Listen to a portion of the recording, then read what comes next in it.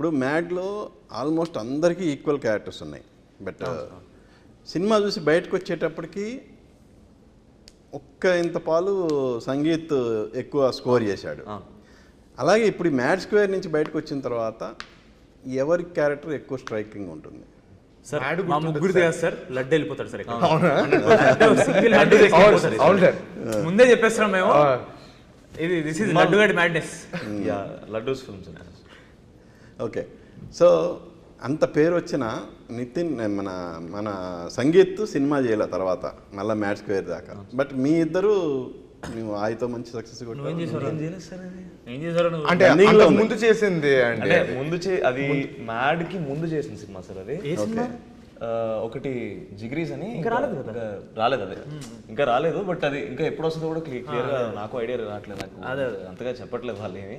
So ఇది mad కి ముందు కన్నా నేను 2021లో నేను ఎప్పుడైతే ఇండస్ట్రీలోకి వచ్చానో అప్పుడు సైన్ చేసిన ప్రాజెక్ట్ అనుకోవచ్చు సార్. సో ఇది మ్యాడ్ తర్వాత నేను ఇది సైన్ చేయాలి నేను కూడా. ఓకే, సో సో అప్పుడు చేసింది రిలీజ్కి వస్తుంది, రిలీజ్కి రెడీ ఉంది సార్. ఓకే ఓకే, విషయానికి వస్తే ఇప్పుడు మీది ఆయన మంచి సక్సెస్ అయింది, రన్నింగ్లో ఉంది వేరే ప్రాజెక్ట్ కూడా. కానీ మీ ముగ్గురు మ్యాడ్ అంత సక్సెస్ అయినా కూడా స్పీడ్గా ఎందుకు సినిమాలు కమిట్ అవ్వట్లేదు? ఏదన్నా రీజన్ ఏమైనా ఉందా? పర్టికులర్ రీజన్ ఏమైనా ఉందా? అంటే తనైతే ఆల్రెడీ చెప్పాడు, నాకేం స్క్రిప్ట్లు నచ్చట్లేదు, చాలా రిజెక్ట్ చేశాను, అందరు తిట్టుకుంటున్నారని కూడా చెప్పాడు.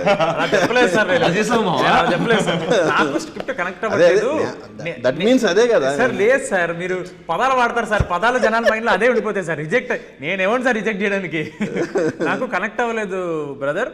నేను చేస్తే 100% ఇవ్వలేను, మళ్ళీ సినిమా బాగా రాకపోతే బాగుండదు అనే పాయింట్ ఆఫ్ వ్యూలో చెప్తాను సార్. ఎప్పుడు కథ బాగాలేదని ఎప్పుడు చెప్పలేను సార్ నేను, ఎందుకంటే నాకు సూట్ అవ్వదని అంతే సార్. నేనేమో సార్ డిసైడ్ చేయను, కథ బాగాలేదంటే హిట్ అవుదా సార్? ఏం లాజిక్ ఉంది సార్ అది? అసలు అలా అనలేదు మీరు. మళ్ళీ ఎందుకు సార్ లేనిపోని పదాలు? చిన్నప్పుడు నాకు ఏదైనా ఎమోషనల్ సినిమా చూసినప్పుడు లెట్సే ఇప్పుడు సాగర సంగమం అనుకోండి, లేదంటే ఆపద్ బాంధవుడు అనుకోండి, నేను 4-5 ఇయర్స్లో అది 4th క్లాస్లో 5th క్లాస్లో నాకు ఇంట్లో చూపించినప్పుడు ఆ సినిమా అంతగా నచ్చదు కాదు సార్. కొంచెం ఏజ్ వచ్చి కొంచెం మెచ్యూరిటీ వచ్చిన తర్వాత ఇది చాలా గొప్ప సినిమా, ఇలాంటి సినిమా చేయాలన్న ఫీలింగ్ వచ్చింది. రైట్ నౌ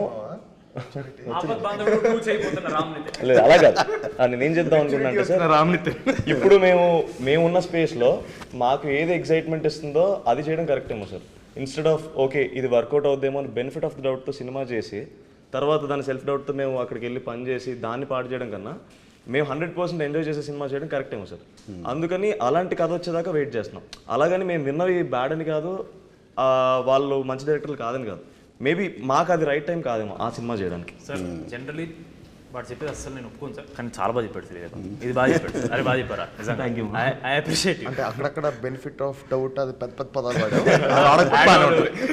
మాకు తెలిసి స్విగ్గీలో ఇంగ్లీష్ అంతా నీ దగ్గర నుంచి నేర్చుకున్నాను.